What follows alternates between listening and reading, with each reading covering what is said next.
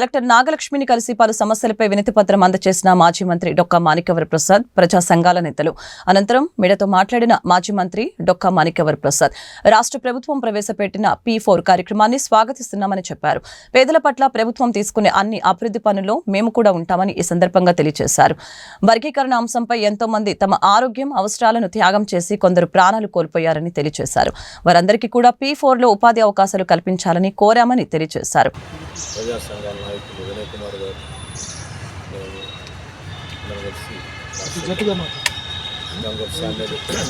కలిసాము కలెక్టర్ గారిని. ఆవిడకి గుంటూరులో కొన్ని స్థానిక సమస్యలు, కొన్ని రాష్ట్ర ప్రభుత్వం తీసుకునే కార్యక్రమాల్లో కూడా కొన్ని విషయాలు డిస్కస్ చేశారు.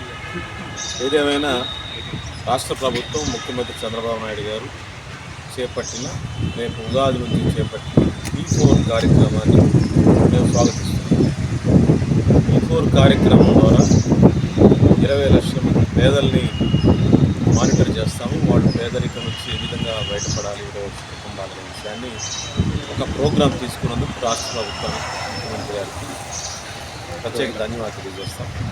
మేమంతా పేదల పక్షాన పనిచేసేవాళ్ళం కాబట్టి పేదల కోసం ఏ ప్రయత్నం చేస్తున్నా ఆ ప్రయత్నం మేము కూడా మా వంతు సహకారాన్ని, మా ఆలోచనలు ప్రభుత్వం చేయడానికి సిద్ధంగా ఉన్నామని చెప్పి కలెక్టర్ గారికి చెప్పాము.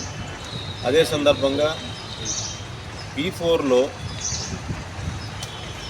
అన్ని వర్గాల ప్రజలకి, పేదలందరికీ cutting across the caste creed line, కులాల మతాలకు అతీతంగా పేదవాళ్ళందరినీ సేకరించి ప్రభుత్వం మానిటర్ చేస్తూ పేదరిక నిర్మూలన కార్యక్రమం తీసుకోవడం స్వాగతించవలసిన విషయం.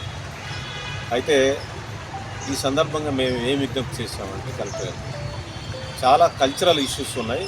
ఆ ఇష్యూస్ని కొంచెం జాగ్రత్తగా SC, ST, BC, మైనారిటీ వర్గాలు అందరూ కూడా ప్రయోజనాలు పొందే విధంగా